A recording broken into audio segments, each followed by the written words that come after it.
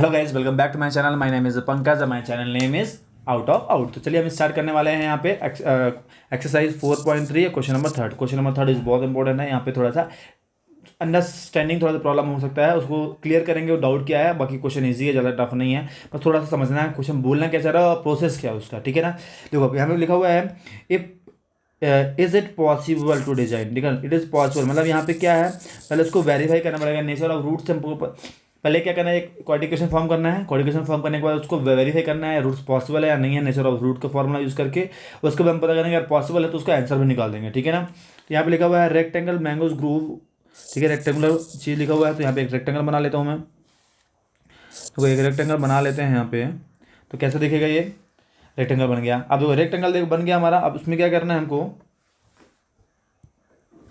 एक ये हो जाएगा लेंथ हो जाएगा और ये हो जाएगा ब्रेथ हो जाएगा, ठीक है। ये लेंथ ब्रेथ हो गया। अब उसमें कुछ कंडीशन दी हो जाएगी कि जो length is twice its breath, इस चीज़ को अंडरलाइन कर लो, बस हो गया। इस चीज़ को अंडरलाइन करो, बहुत इंपॉर्टेंट है अंडरलाइन करना। मैं क्यों बोलता हूँ, क्योंकि बहुत एग्जाम में कैसे क्वेश्चन समझोगे आप, ठीक है ना।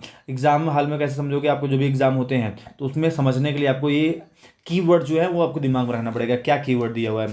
तो length is twice its breath, ठीक है। जो भी लेंथ होगा उसका क्या है, ब्रेथ होगा, उसका डबल का कर देंगे, लेंथ कर देंगे, ठीक है। और दोनों का एरिया क्या दिया हुआ है, यहाँ पे 800 दिया है। अभी आप रेक्टेंगल का एरिया का फॉर्मूला मालूम होना चाहिए आपको, ठीक है ना। Then find length and breadth, ठीक है। आप चलिए आते हैं क्वेश्चन में। हमारा क्वेश्चन हो गया है। अब देखो क्वेश्चन को समझना कैसे, करना कैसे है, सोल्यूशन होता है। तो सबसे पहले लेना है लेट ब्रेथ, लेते हैं एक्स। यहाँ पे कोई मीटर दिया हो तो एक्स मीटर लिख लेते हैं यहाँ पे, ठीक है। ये मीटर है। देन लेंथ क्या हो जाएगा, लेंथ हो जाएगा यहाँ पे लिखा ट्वाइस, मतलब क्या हो जाएगा यहाँ पे 2x मीटर हो जाएगा, ठीक है।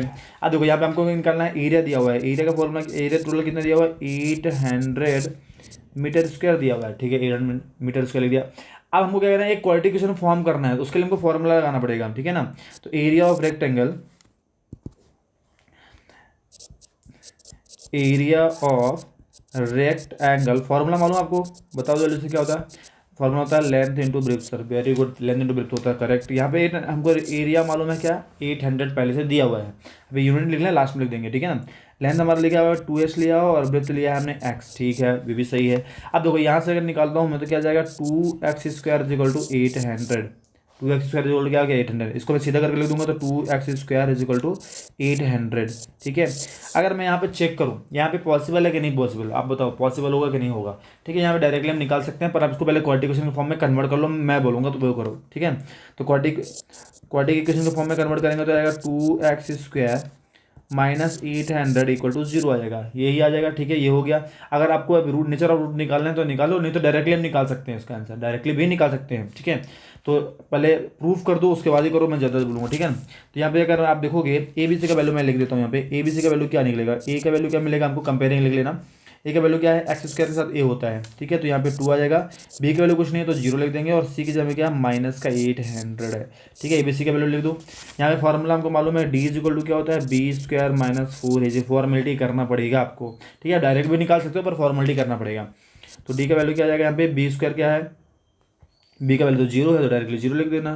तो 0 का स्क्वायर माइनस 4, ए का वैल्यू क्या निकला, हमने लिखा हुआ है यहाँ पे ए का वैल्यू क्या लिखा हुआ है, 2 लिखा हुआ है। देखो ए का वैल्यू क्या है, 2 लिखा हुआ, और सी का वैल्यू है माइनस 800।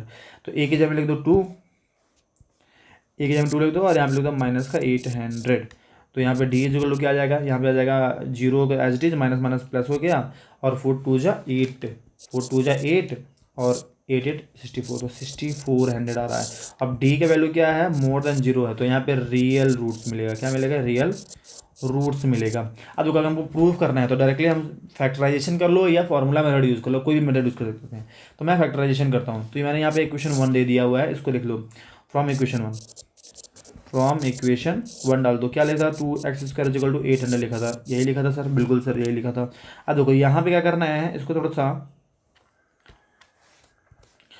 2 को उधर भेज दूँ मैं, 2 को उधर भेज दो तो 800 डिवाइड बाई 2 हो जाएगा। कैंसिल अगर कर देता हूँ तो क्या मिलेगा, अगर कैंसिल कर देता हूँ तो मिल जाएगा, यहाँ पे कैंसिल कर दो, 2 1 जा और 2 4 जा 800 हो जाएगा, ठीक है ना। 400 आ जाएगा, तो यहाँ पे जाएगा 400। अब 400 का यहाँ पे स्क्वायर चढ़ा, स्क्वायर उधर भेज दो। अब 400 को तो सर बच्चों को भी मालूम है किसका है, आपको ही मालूम होगा किसका है, ये है 20 का स्क्वायर, 20 20 हो जाएगा 400। तो यहाँ पे क्या है, किसका पेयर मिल रहा है हमको, पेयर मिल रहा है क्या, 20 का पेयर मिलेगा, 20 का पेयर मिलेगा तो 20 आ गया। ठीक है, तो यहाँ पे जो लेंथ के जो ब्रेथ आ गया वो कितना आ गया, क्योंकि हमने स्टार्टिंग में देखो, स्टार्टिंग में क्या लिखा था हमने, लेंथ और ब्रेथ यहाँ पे लिखा हुआ है, करेक्ट लिखा हुआ है। अगर मैं ये देखूँ कि लेंथ और ब्रेथ आपने माना हुआ है, इसको मैं इधर लिख देता हूँ।